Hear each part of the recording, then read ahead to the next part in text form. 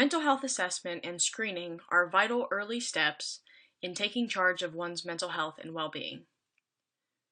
The best way to return to right or feeling better is to understand exactly what is wrong. This is why professionals diagnose mental illness. It can help us better understand the problem that we're facing. Mental health professionals collaborate with the client in order to know or better understand their mental illness or mental health symptoms and their levels of disruption and the duration in order to name the problem and to understand its severity. Mental health assessment and screening tools help us make this process happen more smoothly. Mental health screenings are informal symptom checks. They're typically checklists or questionnaires that ask people to consider their symptoms, and they indicate yes, they experience a given symptom, or no, they don't experience that symptom. Many of these screenings or questionnaires prompt the test taker to rate the degree or severity for each symptom that he or she or they are experiencing. Screening tests don't diagnose mental disorders. Instead, they're powerful tools used for beginning to fully understand your mental health,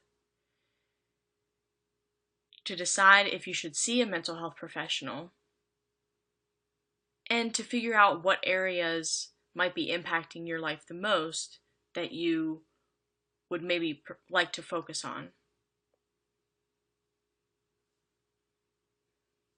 Additionally, mental health screening tests allow people to identify and discuss problems in a way that maybe they couldn't before because they didn't have the language. And some assessment and screening tools can provide the language around what is going on and what symptoms am I experiencing. Screening is one type of mental health assessment, and it's one that's usually administered or completed very early in the therapeutic process.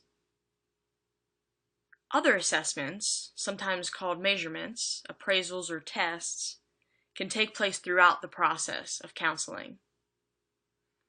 In general, mental health assessments are used for identifying symptoms and problems, creating a mental health treatment plan.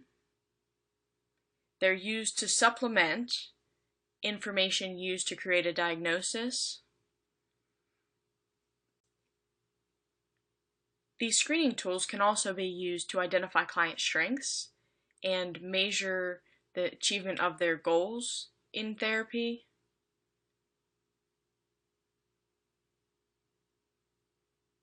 And finally, it can examine the progress that the client is making over a period of time by taking the screening tool at multiple points and comparing those results.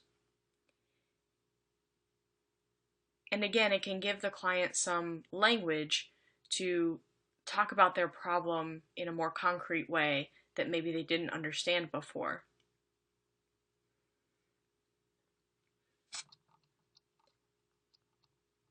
Assessment can be informal or formal, standardized or non-standardized, self-report, or it can be administered by the counselor or professional. It can be conducted at any stage in the counseling process,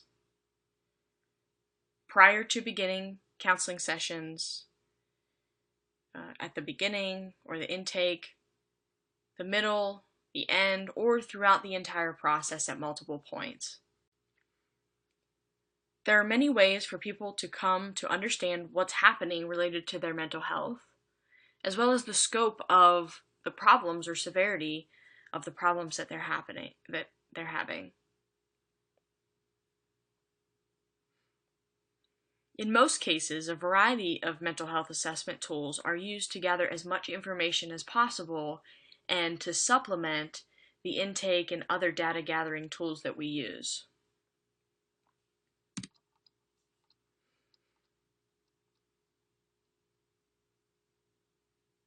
Examples of assessment tools include the social history, observation, the counselor or mental health professional watching and listening and making notes. One example of this would be the mental status exam, which is ongoing throughout the process. Interviews are more structured and formal.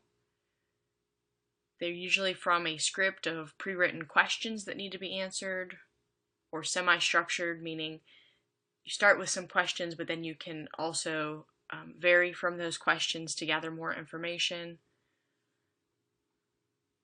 Or it can be informal and just a question and answer type discussion.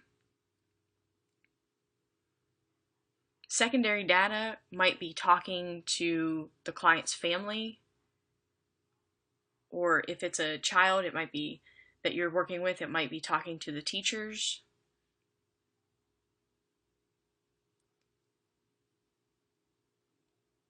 Other types of assessment tools include checklists, rating scales, and questionnaires are very common. These types of assessments are generally looking at some problematic area or cluster of symptoms that the client is experiencing. These can include, for example, anxiety, ADD or ADHD, depression, eating disorders, and suicide. Assessment tools are used throughout the therapeutic process to determine if someone would benefit from seeking mental health treatment or what type of treatment that they might need, to describe and diagnose the problem, increase knowledge, insight, and understanding, and allow both the client and the professional to measure goals and progress during the treatment and at the end of treatment. Mental health professionals and counselors are there to help people improve their mental health and reduce the severity of the symptoms that they're experiencing. Mental health assessment and screening tools allow professionals to collaborate with clients to shape the best personal therapeutic process possible for that client. When we hear the term at risk, what exactly does that mean? Risk factors are characteristics at the biological, psychological, family, community, or cultural level that precede and are associated with higher likelihood of negative outcomes or symptom manifestation. Protective factors are characteristics associated with a lower likelihood of negative outcomes or that reduce a risk factor's impact. Protective factors may be seen as positive countering events. Some risk and protective factors are fixed, meaning they don't change over time, and other risk and protective factors are considered variable and can change over time. Variable risk factors can include income level, peer group, adverse childhood experiences, and employment status.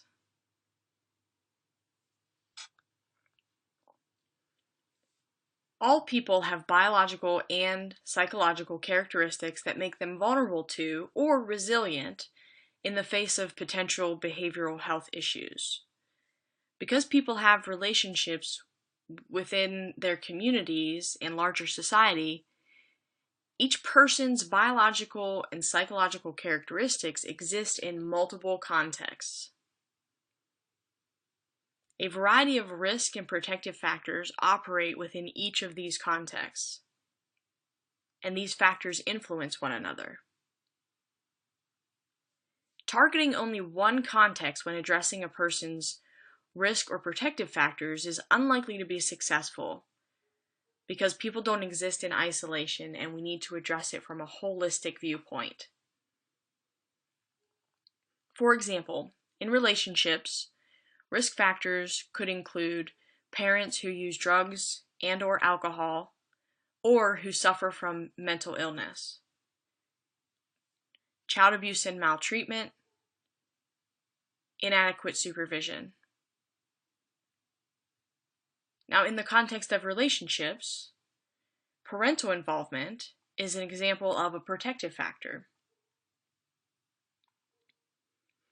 In communities, risk factors can include neighborhood poverty and violence, but on the flip side, protective factors could include the availability of faith-based resources and other after-school activities.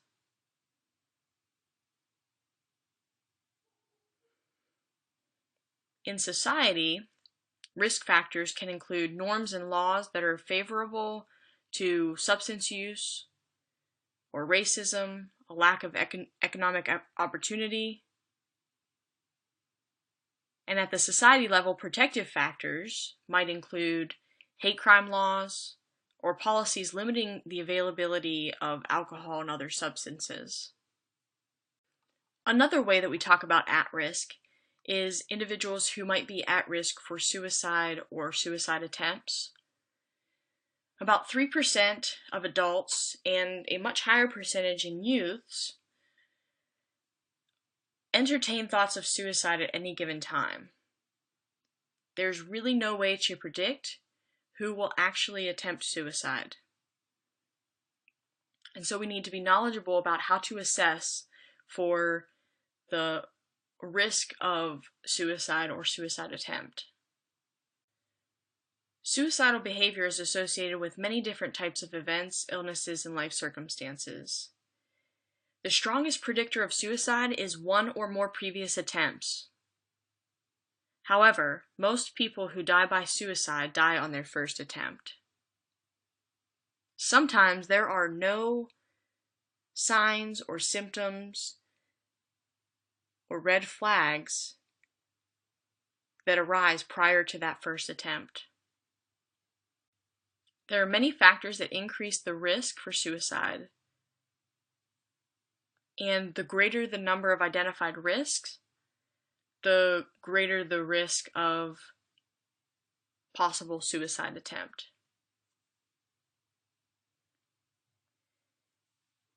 Individual risk factors for suicide can include a previous suicide attempt, a major physical illness, especially chronic pain, a central nervous system disorder or traumatic brain injury,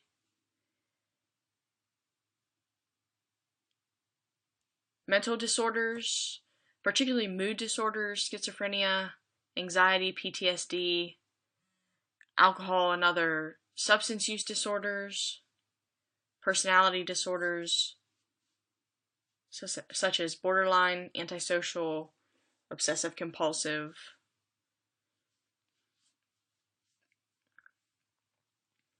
In youth, we want to pay attention to antisocial behavior, aggression, and impulsivity.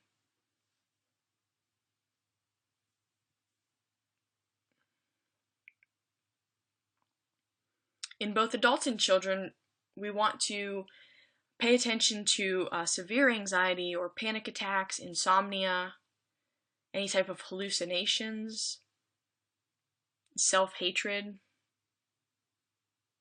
impulsive and or aggressive tendencies. Another large risk factor is a history of trauma or abuse and a family history of suicide.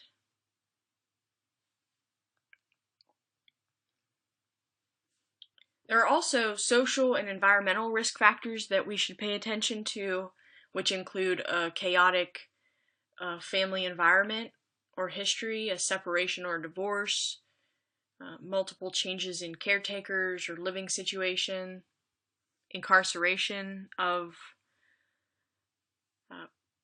parents or caretakers,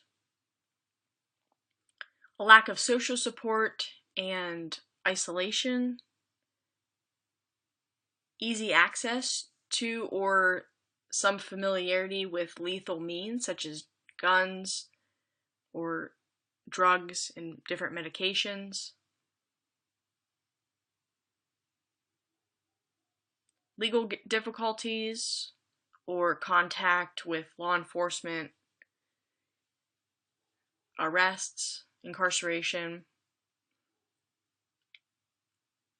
and barriers to accessing healthcare, especially mental health and substance abuse treatment.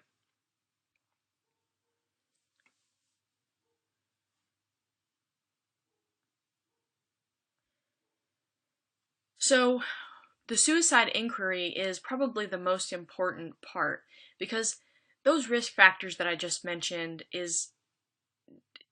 does not mean that someone is necessarily going to commit or attempt suicide. Those are just things to pay attention to, factors that can contribute to adding a significant amount of stress in a person's life and strain on their mental health and their coping mechanisms. So those are just things to pay attention to. It doesn't mean that there's a specific formula that if you have this many, then someone's definitely going to be likely. There's no way to predict that. But those are red flags that we kind of want to pay attention to. And the more red flags that someone has, the more we should be paying attention. The suicide inquiry is really direct way to ask the individual questions that can give us some insight into their psyche and if they may or may not be contemplating suicide.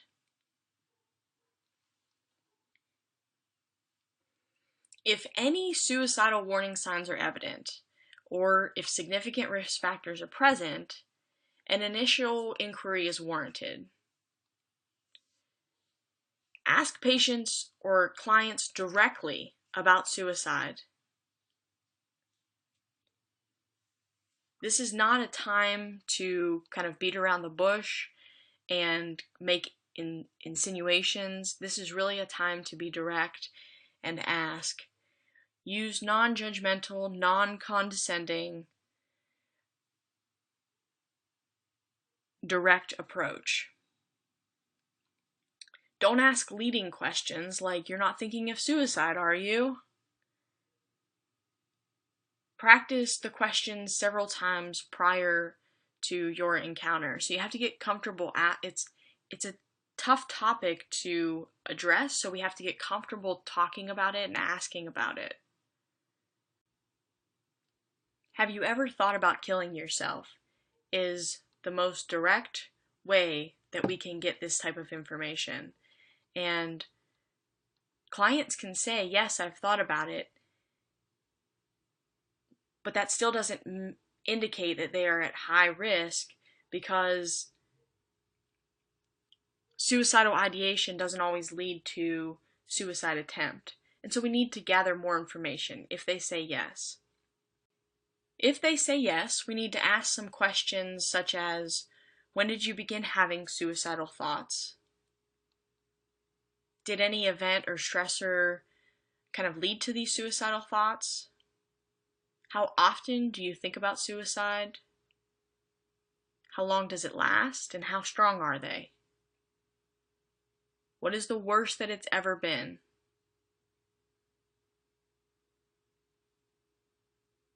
What do you do when you have suicidal thoughts?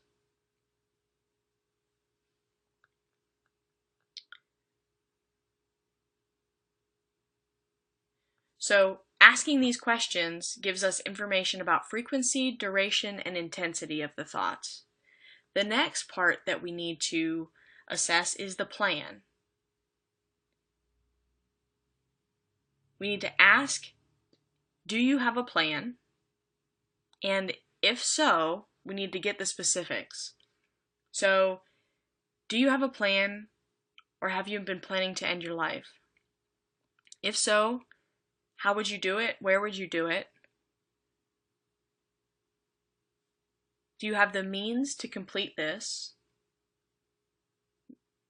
So, if they say they're going to hang themselves, do you have access to a rope? What are you planning? Or I'm going to overdose. Ask them what drugs they would use. And ask them where those tools are right now. If it's a gun, where is that gun located? Do you have access to a gun? Where is that gun located? Do you have a timeline in mind? Is there something that would trigger that plan to go into motion? Now, a common misconception is that when we start asking these questions that we're going to put things in people's head. That is false. Completely false. People who have suicidal ideations or suicidal intent, they will go through it whether we ask these questions or not. But asking these questions can give us enough information to put a safety plan in place to make sure that this person gets the help that they need and that they stay safe. And so if someone says they have suicidal intent, they have a plan, they have the means to complete it, and they're going to go home and do it at midnight tonight, we will not let that person leave our office. We would sit with that person and stay with them until we get them the help that they need to go to the hospital, to get assessed by a psychiatrist. But you may have someone who says that they've thought about suicide, but they don't have a plan. They're kind of thoughts that come and go. They don't really ever last long. This is someone who, this is still serious to be thinking about suicide, but someone without a plan or without the means who truly doesn't seem to have any intent to play this out is someone we need to be worried about, but maybe instead of keeping them in your office and making them to go to the hospital, we'll talk about a safety plan. How can, when you go home and you have these thoughts, what can we do to keep you safe? So that could be providing them with the National Suicide Prevention Lifeline, which is available 24/7 for them to call. They may come up with a plan to reach out to a particular friend. They're going to say, I'm going to talk to my friend. Well, what friend? So we make a specific plan for safety. And we actually can contract with them. So this can be a safety contract. Contract with them, put it in writing. This is what your plan is. And it gives them some sense of responsibility to follow through with that and to uphold that.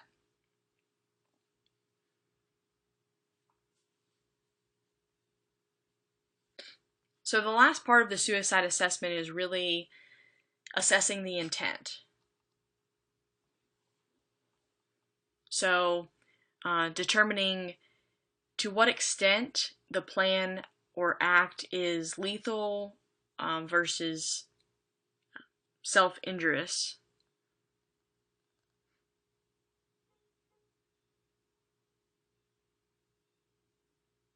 We can ask questions such as,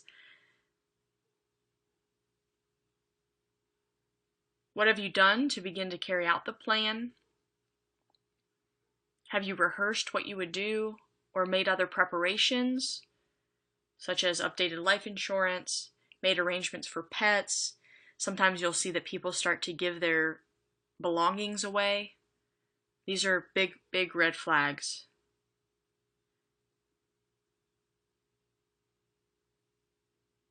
What makes you feel better in these situations? What makes you feel worse? How likely do you think you are to carry out your plan? And what stops you from killing yourself? In addition to risk factors, we also want to look at protective factors, and this can be part of safety planning. Some important protective factors are a sense of responsibility to family or friends, life satisfaction, social support and sense of belonging, healthy coping skills and problem solving, a strong therapeutic relationship, or some type of mental health support, and religious faith. A strong religious faith can be a protective factor.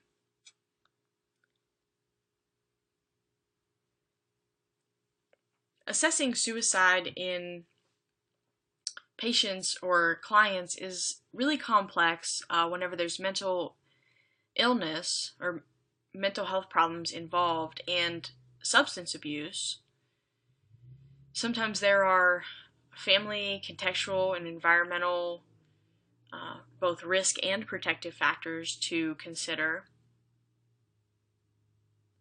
At the low end risk of the spectrum, clients have thoughts of death or wanting to die, but without an intent or plan to complete it or the means to complete it.